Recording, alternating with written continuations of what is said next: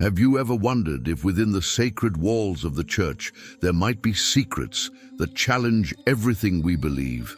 What if I told you that there was a dark pact, a secret so deep that even the holiest men fear to mention it? The last time we were together, I revealed the truth behind a forbidden ritual performed inside a church, a ceremony that should never have happened, but it did. Now, if you thought that was disturbing, what I have to tell you today could completely change your view of faith, of what happens behind the scenes at the Vatican, and of a man who dedicated his life to facing forces that many believe to be just legends. This man was Father Gabriele Amorth, the greatest exorcist in the Vatican, the one who knew the darkest mysteries of the church. For decades, he fought demonic possession, revealed terrifying secrets, and defied those who tried to silence him. But what really happened to him? Why, even though he was one of God's most respected servants, did many within the church want him to remain silent? What I'm about to reveal is not just a story about exorcisms. It's something much bigger, something that involves secret rituals, documents hidden in the Vatican archives, and perhaps even a pact that dates back centuries. A dark agreement that few dare question. But before we continue, I need you to be prepared. What you hear may challenge your beliefs. It may make you question everything you've ever heard about the fight between good and evil. Are you ready to know the truth about what happened to Father Amorth? If what I just said has made you question yourself, I want to know your opinion. Do you believe that dark pacts may exist within the church itself? Do you think Father Gabriele Amorth discovered something so dangerous that he needed to be silenced? Write in the comments what you think about this, because what I'm going to reveal now could be the missing piece to understand this dark story. Father Amorth dedicated his life to confronting the forces of evil, performing thousands of exorcisms, and warning about something that many prefer to ignore: the danger of the occult infiltrating the most sacred places. He said that the devil does not only act in the darkness, but also where we least expect it, within the church itself. But how far does this truth go? In the last years of his life, Father Amorth made shocking statements. He claimed that certain ecclesiastical authorities were involved in something much bigger than simple cover-ups. He spoke of secret rituals, of pacts that should not exist, of an invisible battle between those who truly serve God and those who have surrendered to something much darker. And it was precisely when he started to reveal too much that he left. But was his death really natural? Or would it have been a warning so that no one else dared to follow this path? Stick with me, because now I'm going to show you what Father Amorth knew and why that truth may have cost him his life. The last time we were together, I revealed something that should never have come to light: a forbidden ritual performed inside a church, a ceremony that broke all the rules of faith, an act that, according to those who know the darkest mysteries of the occult, should never have been attempted. Do you remember? I told about what happened when the doors of that church were locked, when the lights went out, and when something that did not belong to this world was summoned. What no one knew was that that event was just the tip of a much larger iceberg, a secret that has been hidden for centuries, a dark pact that infiltrates the halls of the church itself. And at the center of this forbidden truth is a man who knew too much, a man who faced evil like few others, had courage: Father Gabriele Amorth. If you have ever heard of this name, you know that he was no ordinary priest. He was the greatest exorcist in the history of the Vatican, the man who faced thousands of demonic possessions, and who, until the end of his life, warned about something that few were willing to listen to. He said that the devil was not just outside, trying to get into the church. No, evil was already inside. Father Amorth dedicated decades of his life fighting against entities that most people believed to be just legends. But for him, there was no doubt. He saw evil. He heard their voices. He felt her presence in the most unlikely places. And that was why he began to question something that many within the church would never dare question. Why were certain ancient rituals erased from church records? Why did certain manuscripts disappear from the Vatican archives? And most frighteningly, why did some of the most brutal cases of demonic possession he faced seem to have direct links to powerful figures within the church itself? That was what made him suspicious of something much bigger. In the last years of his life, Father Amorth began to speak openly about a hidden battle within the Vatican. He said that not everyone there was fighting for the light, that there were those who secretly worked for something very different. He spoke of occult rituals performed in the shadows. It spoke of strange symbols found in places where they should never be. He spoke of names that could not be mentioned, and it was at that moment that everything started to change. Suddenly, those who once supported him began to treat him like a lunatic. His words began to be discredited. Some said he was too old, too tired, but others knew the truth. He was messing with something dangerous, something no one else would dare touch. But even so, he didn't stop. One of the scariest cases he faced happened shortly before his death, a possession that defied everything he had ever seen. A young seminarian, someone who should have been preparing to serve God, suddenly began to manifest disturbing signs. At first, they were just nightmares, dreams where he saw hooded figures whispering in an ancient language. Then came the voices, which he said he heard even when he was awake, voices that spoke of a pact, an agreement made centuries ago. And finally, the marks started to appear, strange symbols drawn on his skin, written in a way no human could have done alone. Father Amorth knew this was no ordinary possession. He investigated the young man's story and discovered something terrifying. That seminarian had been sent by a secret order, a group that operated within the church itself, and that, according to old rumors, had access to forbidden knowledge. When he tried to alert his superiors, he was ignored. And that's when he realized the truth. He was alone. The Vatican didn't want to listen. The other exorcists, who had previously followed him without hesitation, began to move away. But he knew he couldn't stop. Then he did something he should never have done. He broke one of the church's best-kept secrets. Father Amorth revealed that there were documents hidden within the Vatican itself that spoke about obscure rituals, about ceremonies that should never have been done, and about a group of people who, within the very institution that was supposed to fight evil, were doing exactly the opposite. He never revealed the names, but he gave clues. And that's when he died. The official version says it was a natural death. But those who really knew him, those who saw up close what he was going through, know it could have been something else. Because, coincidentally or not shortly after his death, some of the documents he mentioned simply disappeared from Vatican records, as if they never existed. But we know they existed, and that's what I'm going to show you now. The truth that Father Amorth tried to reveal. What he discovered shortly before his death, the secret that could completely change everything we think about what really happens within the church. And before you think this is just a theory, wait until you see the proof. Father Gabriele Amorth was not just any man. He was one of the few who dared to look directly at evil and face it without hesitation.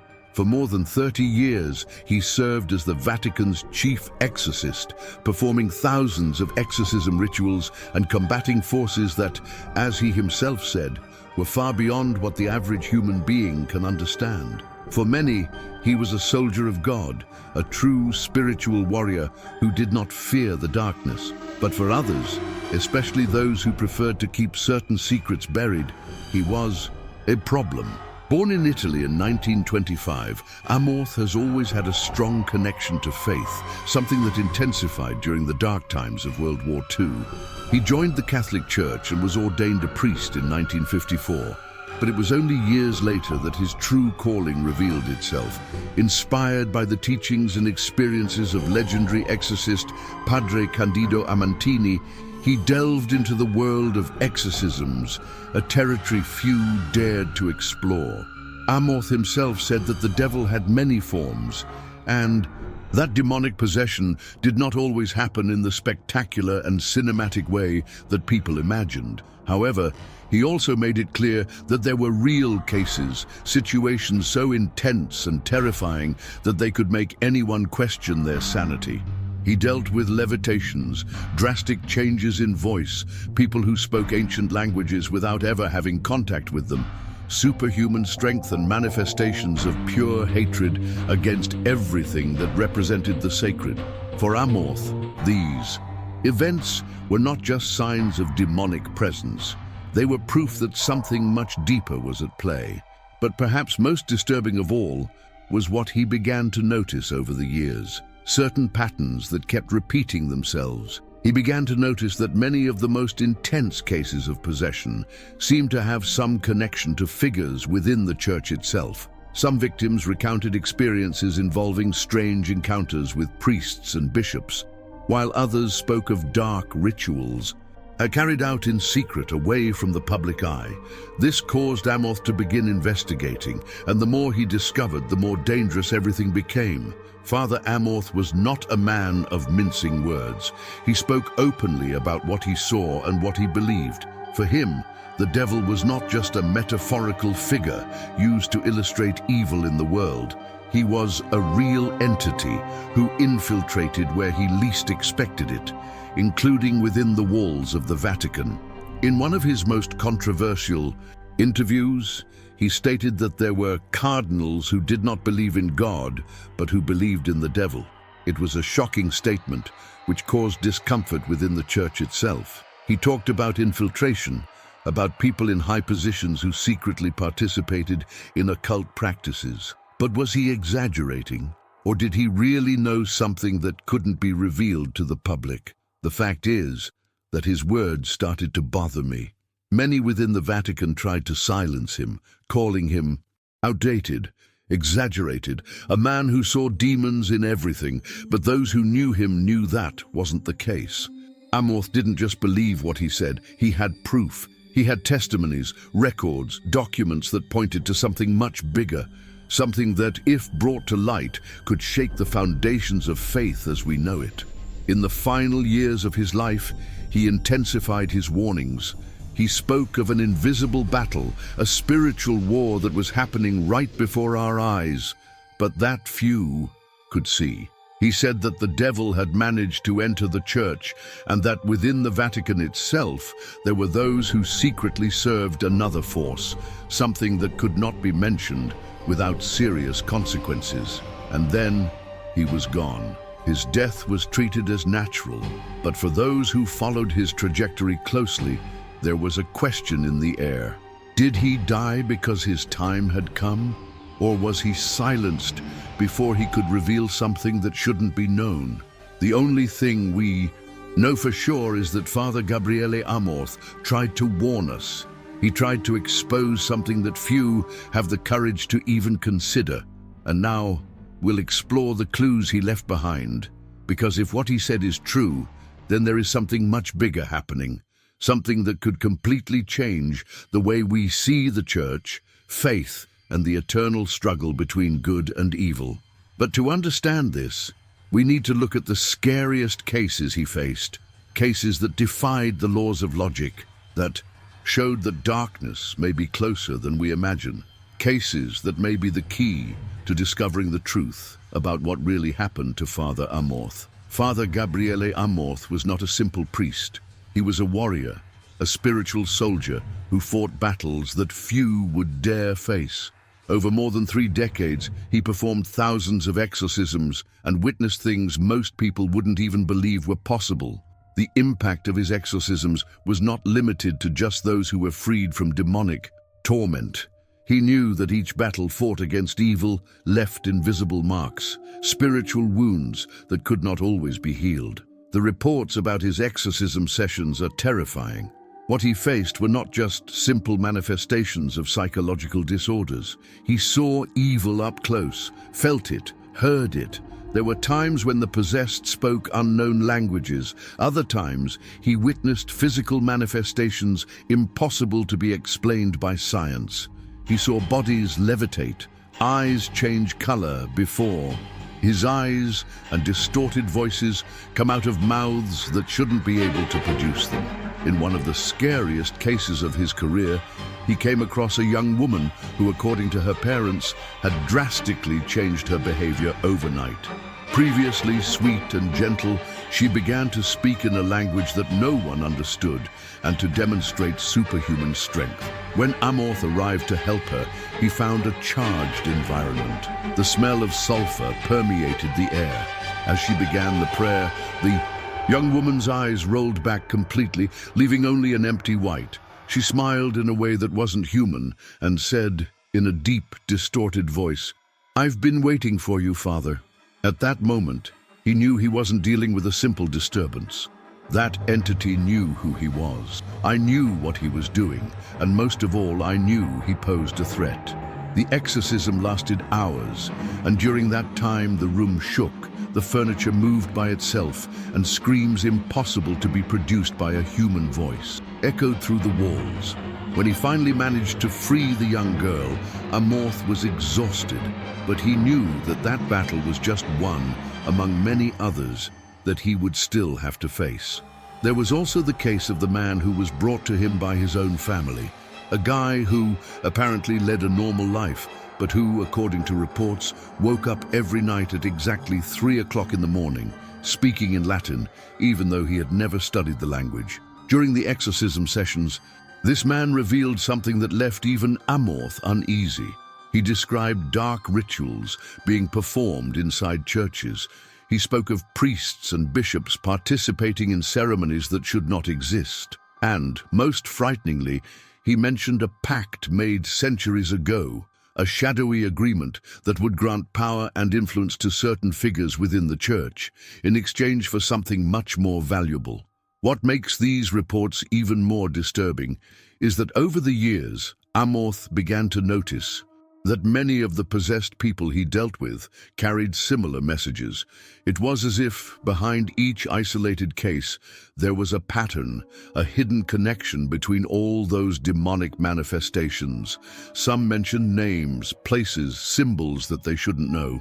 Others talked about books that had been banned by the Vatican, secret documents that held truths that, if they came to light, could completely change the way we understand faith and the church. One of the most memorable moments of his career happened when he was called to exorcise a young seminarian. It was a case unlike anything he had ever seen. The boy did not show the common signs of possession. There was no aggression, no shouting or violent reactions, but there was something about him that made the other priests stay away. He seemed to know things that no one had told him.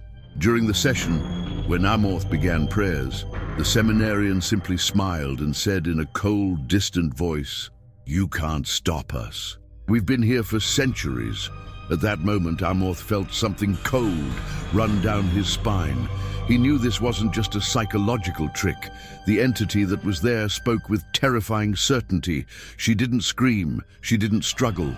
She just looked at him with a disturbing serenity, as if she knew that no matter what he did, it would continue. This case left deep marks on him, not just for what happened during the exorcism, but for what came after. Days after the session, he was called to speak with a senior member of the church who advised him to be more discreet on certain topics. He realized there was something that shouldn't be talked about, something that needed to remain hidden. But Amorth was not a man who remained silent in the face of danger.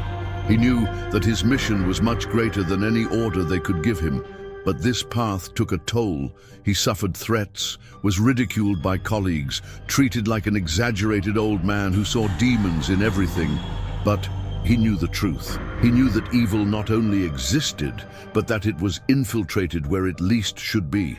He saw it in every exorcism he performed, in every victim he freed, in every message he heard from those who were possessed. And perhaps that was exactly what made him dangerous. He knew too much. He had connections, stories, experiences that could expose something much bigger, something that few would even dare to imagine. And above all, he was willing to reveal the impact of his exorcisms was not limited to the terrifying stories or the lives he helped save. He left a trail of questions, of doubts that were never completely answered. And more than that, he left a legacy that many would prefer to erase. But if everything he said was true, then the question we need to ask is, what really happened to Father Amorth? And most importantly, what did he discover before he died? Throughout his life, Father Gabriele Amorth not only faced evil in its most brutal forms, but also gathered disturbing evidence about what many refused to accept. For him, demonic possession was real, but there was something even more terrifying behind these cases.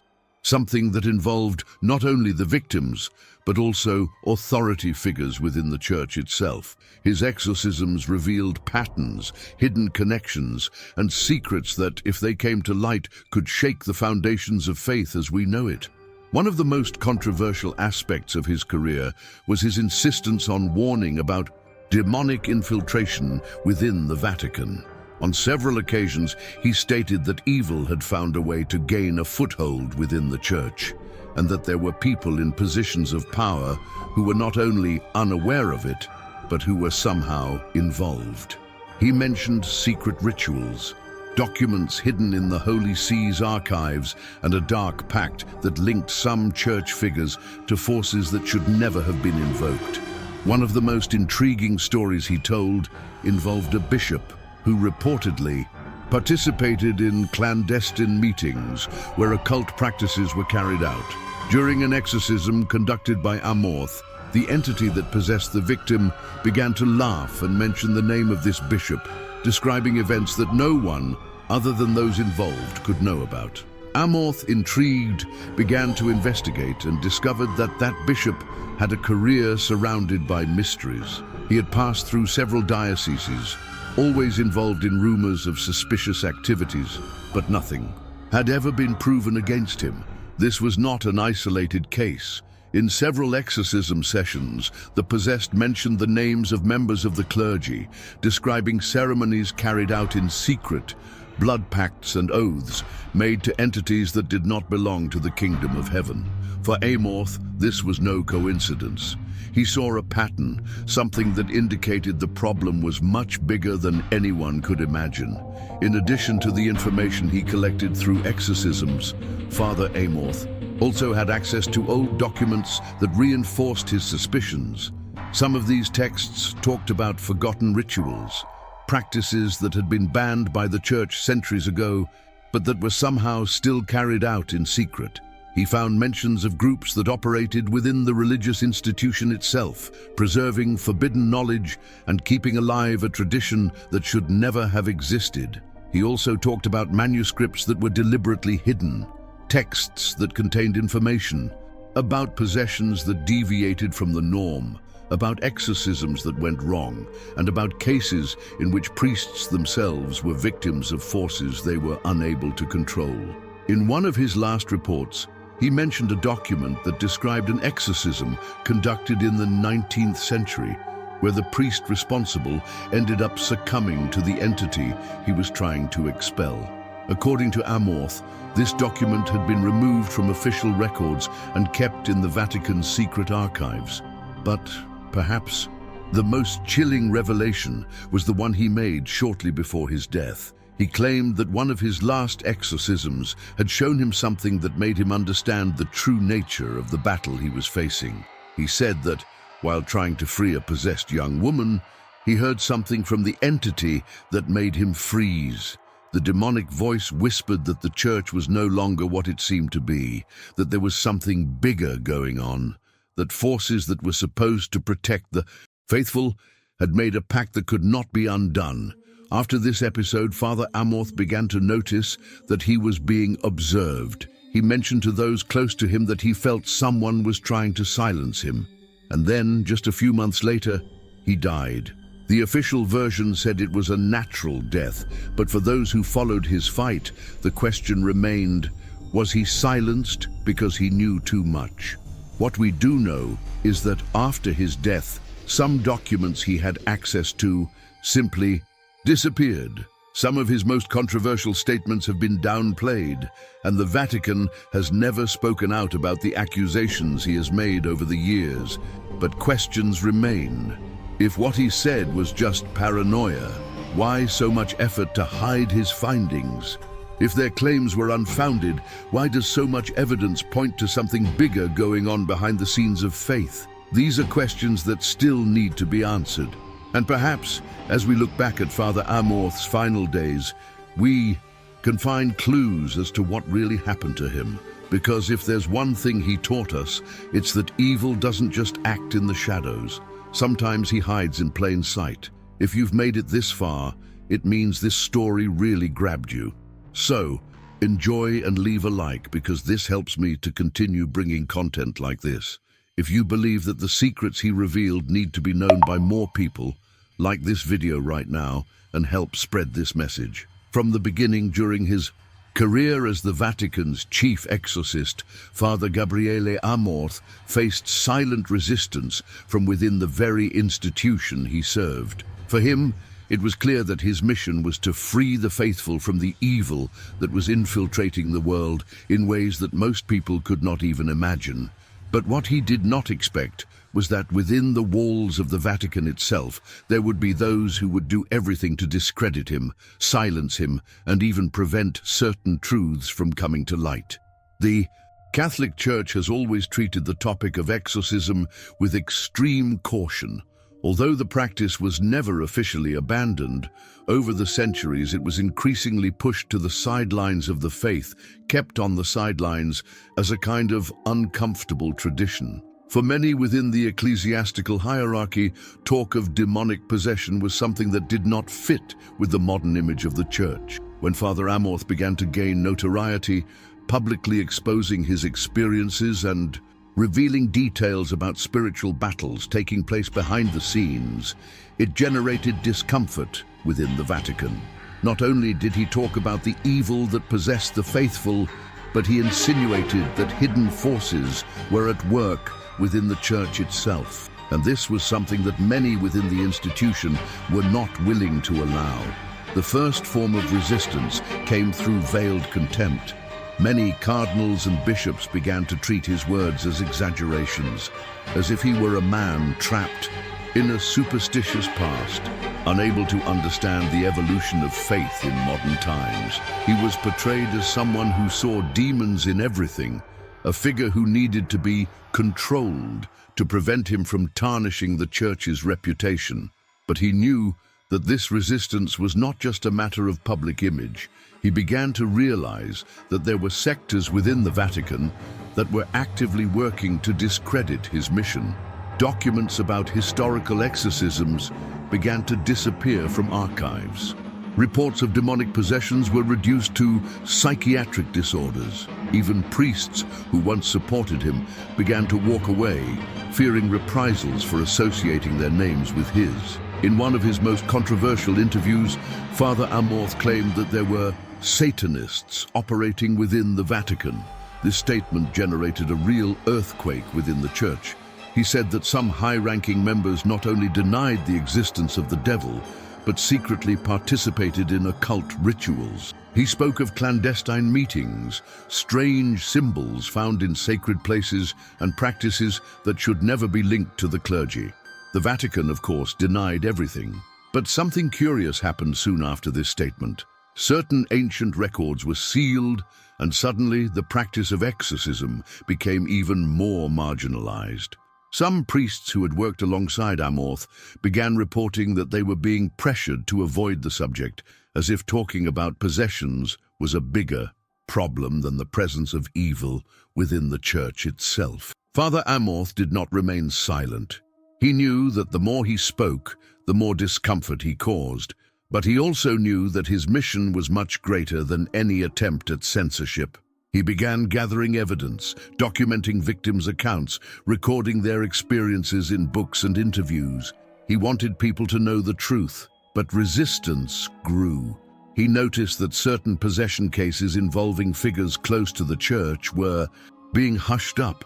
In one of the most disturbing accounts, he mentioned a case of exorcism in which the possessing entity mentioned the name of a high-ranking member of the clergy. This name, according to him, appeared repeatedly in different sessions. When he tried to take this information to his superiors, he was completely ignored. There was also the case of a manuscript he found containing details about exorcisms performed centuries ago. This document made references to a group within the church that, instead of fighting evil, seemed to worship it. Father Amorth tried to investigate further, but soon realized he was dealing with something that could be too dangerous. Time passed, and hostility against him increased. Some colleagues started to avoid him. Articles began to appear in the press, minimizing his importance, treating him as a fanatic. Even within religious circles, he came to be seen as an uncomfortable figure, someone who needed to be removed so that the church did not suffer from a possible scandal. He also began to notice that he was being watched. It wasn't paranoia. Some of his notes disappeared from his room. Some of his correspondence was intercepted. He knew there was someone inside the Vatican who wanted him to stop, but he didn't stop. Until his last days, Father Amorth continued his fight. He tried to warn about what was happening. He tried to expose the secrets he discovered. But for many, it was too late. His name, today, still causes discomfort within the church. Its history, although widely documented, is surrounded by silence. If everything he said was just the result of an obsessed mind, why so much effort to discredit him? If there was nothing wrong inside the Vatican, why were some of its investigations abruptly closed? What did Father Amorth discover that made some people see him as a threat? And more importantly, was he really silenced because he knew too much? These are questions that still have no answers, but that lead us to a crucial point. What was your last great spiritual battle? What did he face before leaving? And what does this mean for us? Father Gabriele Amorth knew that every exorcism was a battle. Some of these battles were won quickly, others lasted for days, months, even years. But there was one case that left a deep impression on him, something he carried with him until his final days, an exorcism that challenged everything he believed he knew about the nature of evil, a confrontation that made even him, one of the greatest exorcists in the history of the Vatican, question whether he was prepared to face the entity he encountered that night. It all started when a desperate family looked for help. The youngest son, a young man of just 17 years old, had begun to exhibit strange behavior. At first it was just mood swings, sudden outbursts of anger, and a growing aversion to religious symbols. But then came the whispers. At night, parents reported hearing voices coming from the boy's room. Even when he was alone, words in an unknown language, murmurs that made the air in the house feel heavy, as if an invisible presence was infiltrating the family's life. When Father Amorth met the boy, something immediately disturbed him. It wasn't the fixed, lifeless gaze, nor even the absolute silence that he maintained throughout the encounter. It was the feeling that there was something bigger there, something that didn't just belong to that young man, as if a much older force was lurking behind his eyes. Amorth had already faced countless demonic possessions, but this case was different. He felt it as soon as he started the prayers. The young man didn't scream. He didn't struggle. He didn't react like other possessed people usually reacted. Instead, he simply smiled, a slow, calculated smile that didn't seem human. Then he started talking. "You know who I am, Father," said the young man in a voice that was not his. In that instant, Amorth felt a chill run down his spine. This was not the first time that an entity had tried to destabilize him with words, but there was something different about that voice. It wasn't just a psychological attack. It was a tone of familiarity, as if that presence knew very well who he was and what he was trying to do. "You think you're in control, but I've been here much longer than you. I've seen it all. I was there when they signed the pact. I was there when the veil was torn. You will never cast me out." Father Amorth showed no fear. He knew that any hesitation could strengthen the entity. He intensified his prayers, sprinkled holy water on the young man, and ordered him to reveal his name. The boy's body contracted violently, his hands clenched into fists so tight that his nails pierced the skin, but he didn't scream. "The name doesn't matter, Father. You know who I am. I was here before you, and I will still be when you are gone." The room became icy. The air became thick, as if an invisible pressure was spreading throughout the room. The lights flickered. The chair where the young man was sitting began to shake, and then, for the first time, Father Amorth felt that this battle would not be like the others. He continued with the ritual, but the entity began to talk about things that no one could know. She mentioned details of past exorcisms, cases that had never been documented. She named names of people Amorth had helped decades ago, describing the possessions in chilling detail. "Do you think you won those battles?" the voice mocked. "I always come back. You can kick us out, but we always find a way back." For hours, Father Amorth fought. He used every prayer, every psalm, every prayer he knew. But the entity seemed to grow stronger with each word. Then something unexpected happened. The young man, who until that moment had remained relatively still, began to slowly levitate. His body was lifted off the ground by an invisible force, and as this happened, symbols began to appear on his skin. Brands that weren't there before. Ancient symbols, which Amorth recognized immediately. They were marks of a forbidden ritual, something that, according to occult records, had been practiced centuries ago within certain secret circles of the church. It was at that moment that he realized that this possession was not just an isolated case. There was something much bigger going on. Father Amorth ordered the entity to leave, demanded that it reveal the truth about its origin.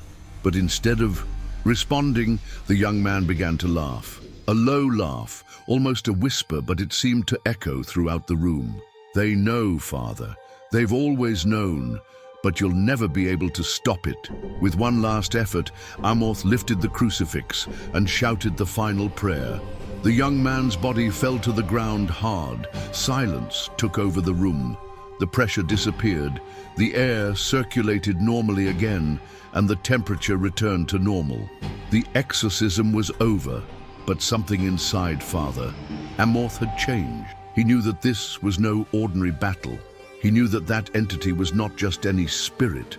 That presence spoke of something much bigger, something that involved secrets that should never have been unearthed. Over the next few days, he tried to investigate. He searched for records about the symbols that appeared on the young man's body. He revisited old Vatican archives, but with every door he tried to open, he was met with resistance. Documents had disappeared. Records that should have been in the archives simply no longer existed. It was at this moment that he realized that this battle was not just against spiritual forces. He was fighting something much deeper, something that was being hidden from the world. After this exorcism, Father Amorth began to be even more careful. He knew he was dealing with something that could cost him his life, but he also knew that if he didn't speak, no one else would. What he discovered that night made him a target, and it was from that moment on that he began to be observed. Shortly afterwards, he died, but the question that still echoes to this day is, what really happened after his last great spiritual battle? And was what he faced that night a warning of what was to come? The death of Father Gabriele Amorth was officially treated as a natural event. At age 91, he passed away on September 16, 2016, after respiratory complications. But for those who followed his trajectory, his fight against dark forces, and his denunciations of the infiltration of evil within the church itself, this explanation seemed too simplistic. His departure came at a critical time, shortly after some of his most controversial revelations, and it raised suspicions. Could it be possible that his death was not a simple natural end, but rather a necessary silencing to prevent him from exposing something that could not come to light? For decades, Father Amorth bothered many people within the Vatican. He was not a man who chose his words carefully so as not to offend those in power. On the contrary, he spoke openly about what he saw and the dangers the church faced by ignoring the reality of evil. He denounced occult practices carried out in the shadows, claimed that there were high-ranking members of the church involved in sinister pacts, and insisted that many of his exorcisms were directly connected to forces operating within the religious institution itself. In the months leading up to his death, Father Amorth intensified his statements about what he called the Great Demonic Infiltration. In interviews and writings, he suggested that some of the most influential figures within the Vatican were directly linked to secret societies, and that there was a pact that was not only spiritual but also political, involving powerful people. He spoke about a growing movement within the church that sought to dilute belief in the existence of the devil, thus weakening the fight against him. He mentioned in one of his last conversations with a close friend that he was investigating ancient documents that revealed the existence of a group within the church that, for centuries, had worked to keep certain knowledge hidden.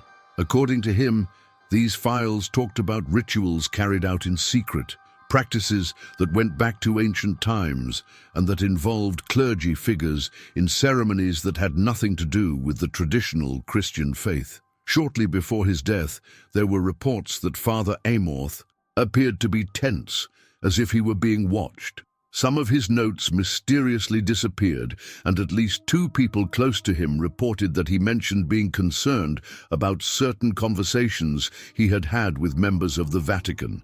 He said he felt something was about to happen, and then, suddenly, he became ill. Yes, he was already an old man. Yes, his health was failing. But what caught the eye was how quickly his condition deteriorated. In just a few days, he went from being a man, capable of giving interviews and sharing his knowledge, to someone who could barely speak. The official version was clear: he died of respiratory complications. But for many, this explanation was not enough. Some people began to raise questions about the possibility that he was silenced before he could reveal anything compromising. After all, Father Amorth had information that could shake the structures of the church, and his death, for some, seemed too convenient. Among the more sinister theories to emerge after his death, one involves what some call the Pact of Silence. This theory suggests that certain information is considered too dangerous to be released to the public, and that those who get too close to the truth may end up paying a high price. If there really were documents that proved the infiltration of dark forces within the Vatican, was it possible that someone had decided it was best to ensure that this information never came to light? Another theory circulating among occult scholars and independent researchers suggests that Father Amorth may have been the target of a spiritual attack. In other words, your health may have been compromised by something beyond the physical. He always stated that evil had ways of attacking not only the body, but also the mind and soul.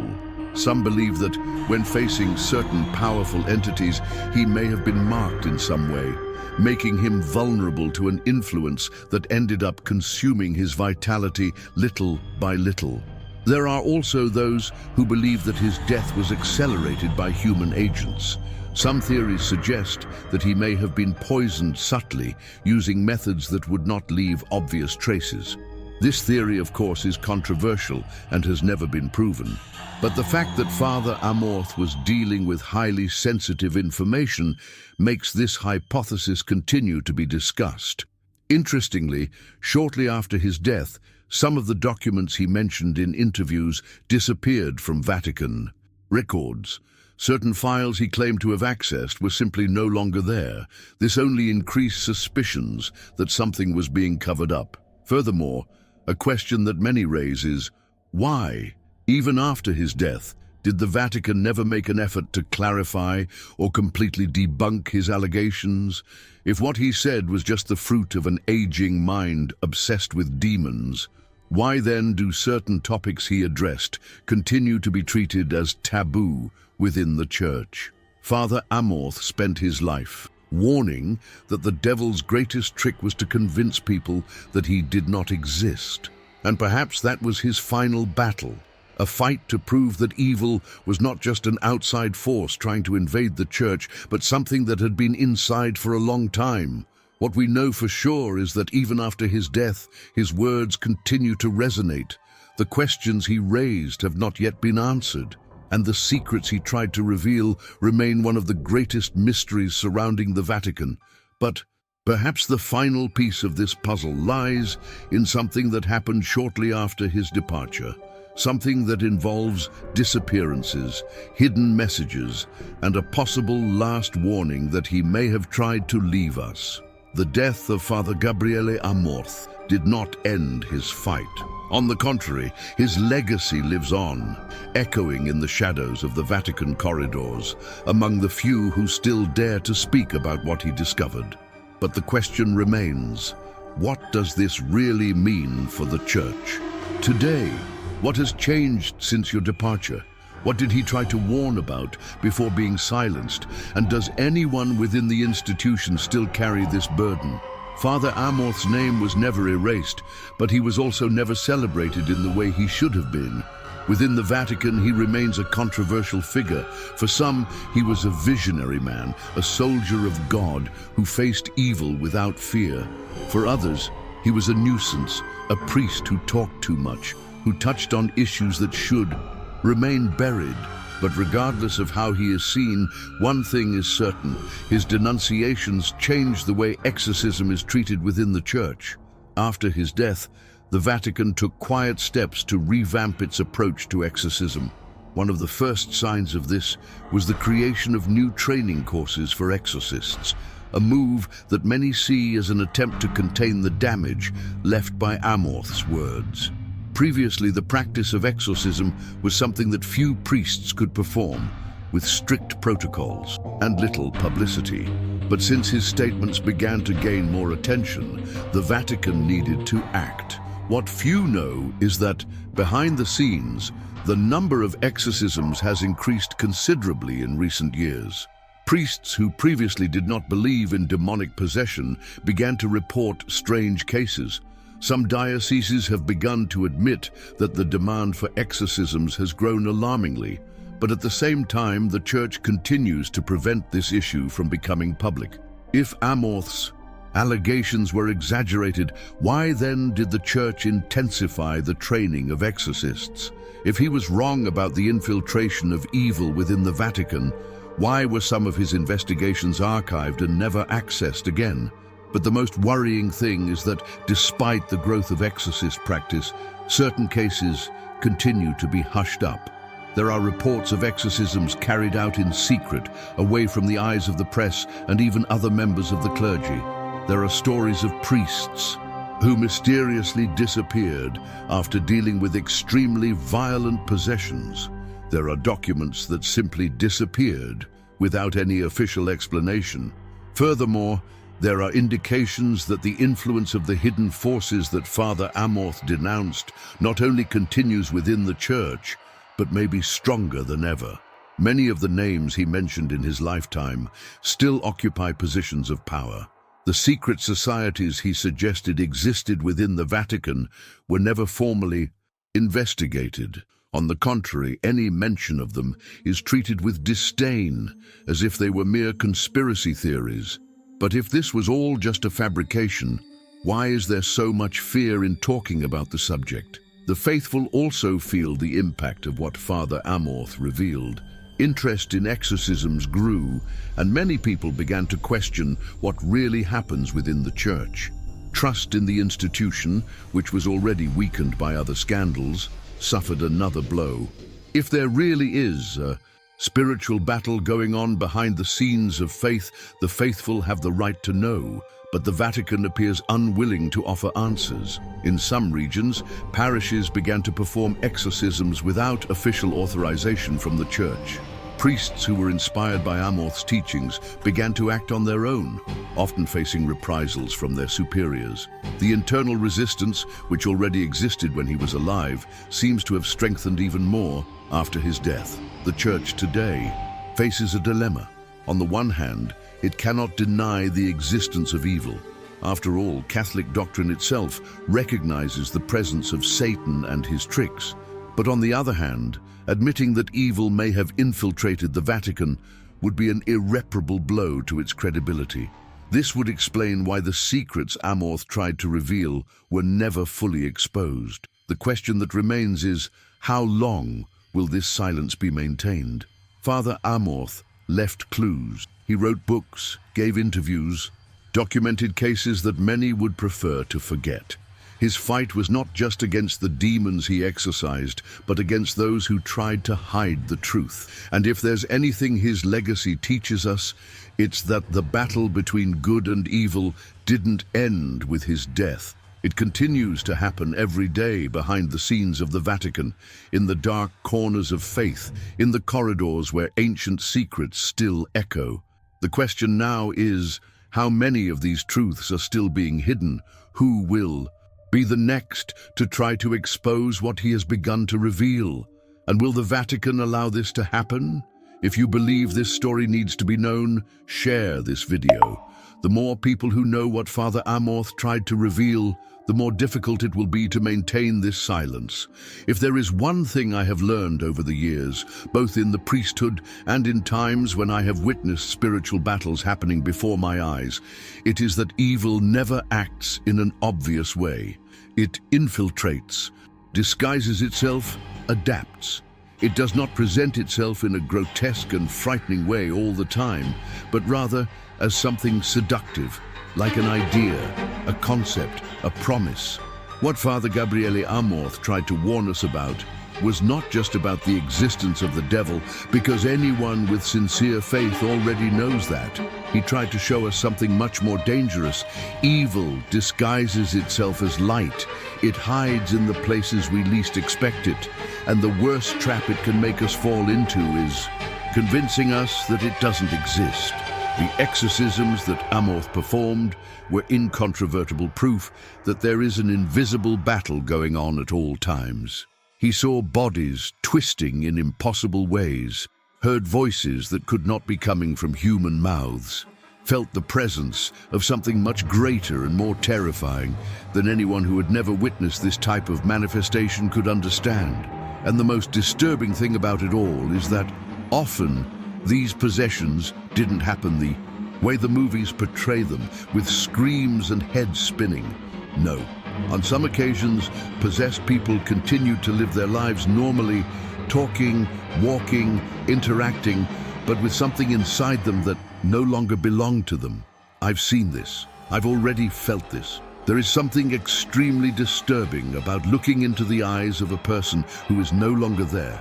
The body is present, but the soul has been pushed deep inside, imprisoned, while another entity takes control. I have seen moments when, upon beginning a prayer, a person who had never studied an ancient language began to recite Latin phrases with perfection. I've seen symbols appear on the skin of individuals in the middle of an exorcism, marks that weren't there seconds before. And so I know that what Amorth told us is true, but the big question is, why is there so much effort to hide this?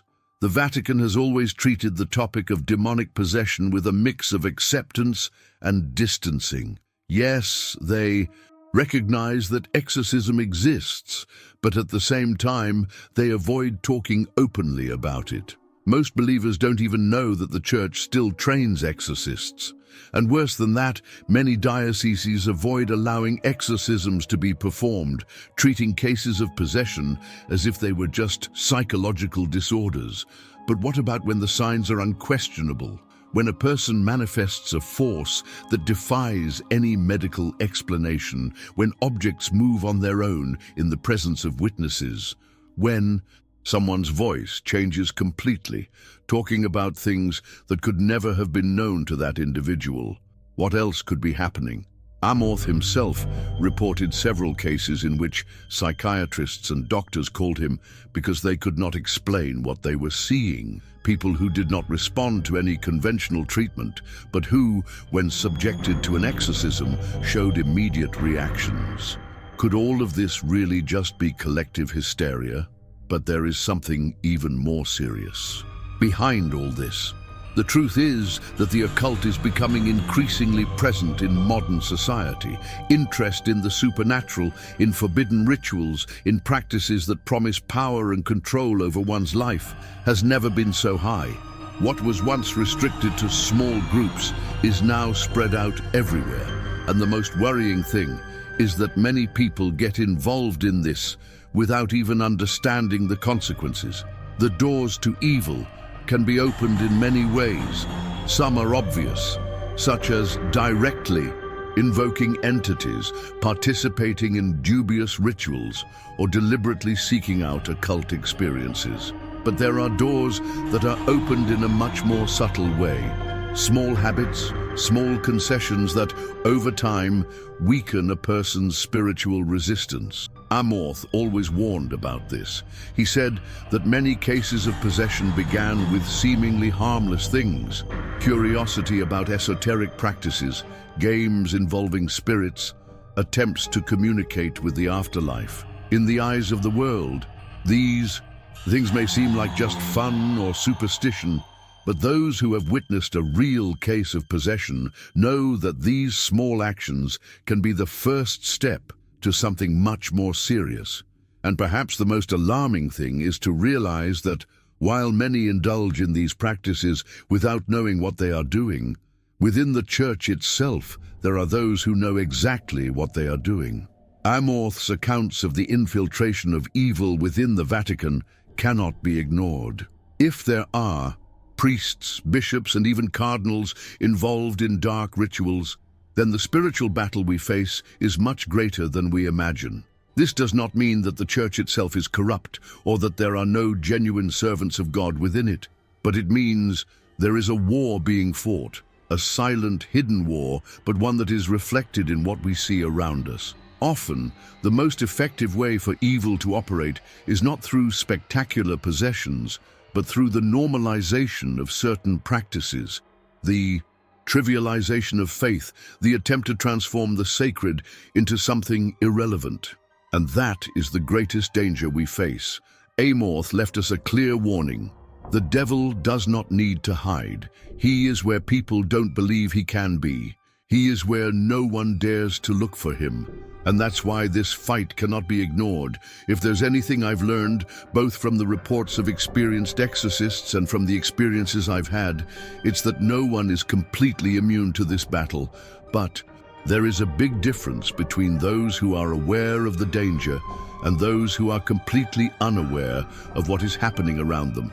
What worries me is that many only realize the gravity of this struggle when it is too late. When they have already been dragged into something they cannot control, when they have already opened doors that they cannot close, when they have already lost the most precious thing they had, their own soul.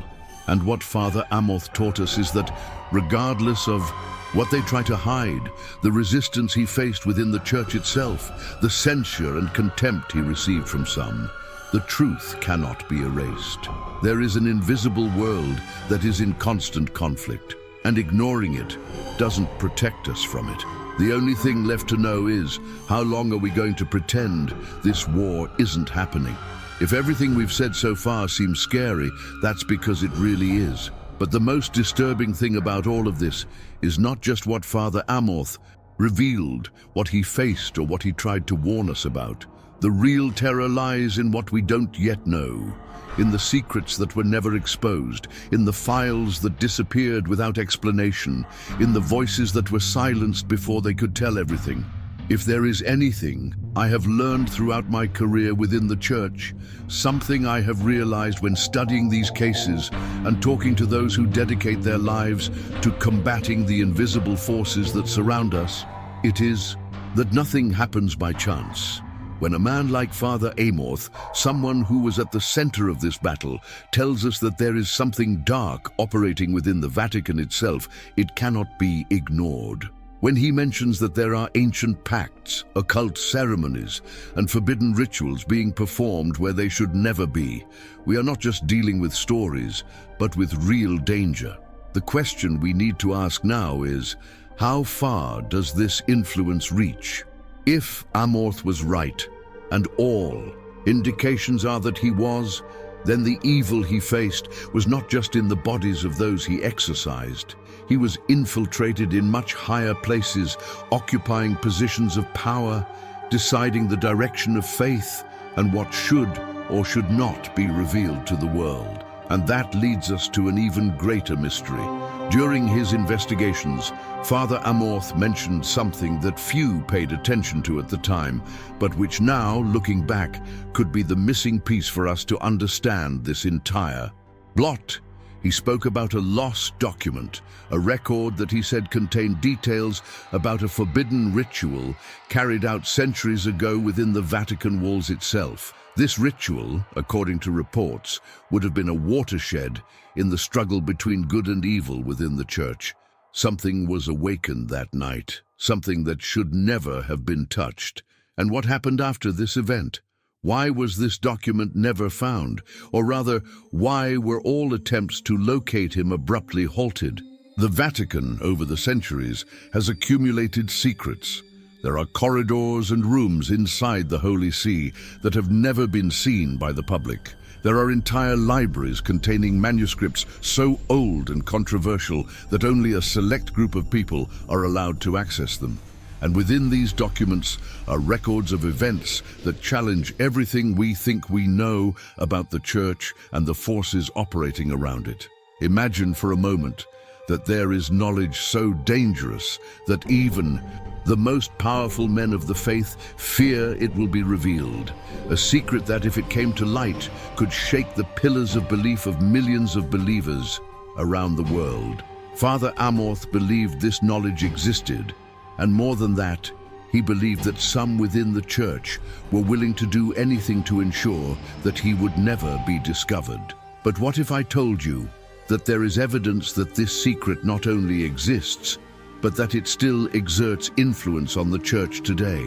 That some of the Vatican's most important decisions may be being guided by something other than God? If what Amorth faced was just the surface of something much larger, then we need to ask ourselves, what is the true scope of this force? Who exactly is in control? And if there is something hidden within the walls of the church, something so ancient and powerful that even the highest members of the clergy dare not mention its name, what does that mean for us? If you think everything we've said so far has been upsetting, wait until you find out what comes next, because there is something even scarier behind these stories. Are you ready to find out? You've come this far because you're ready to see the truth that few dare to seek. But know this is just the beginning. What comes next is even darker, and only those who truly want to know how far this conspiracy goes will have the courage to continue. Subscribe to the channel now and activate the bell. The moment this truth is revealed, you'll want to be among the first to know. Did this investigation open your mind to something bigger? Leave your like now. This isn't just a gesture, it's a sign that you're ready to go further. In the comments, write, "The truth will be revealed." This way, I will know that you are not here by chance, but because you want to understand what really happens in the shadows of the church. Now the next step is before you. The video that is appearing on the screen brings more pieces to this puzzle. But before you watch, ask yourself, are you really prepared for what comes next?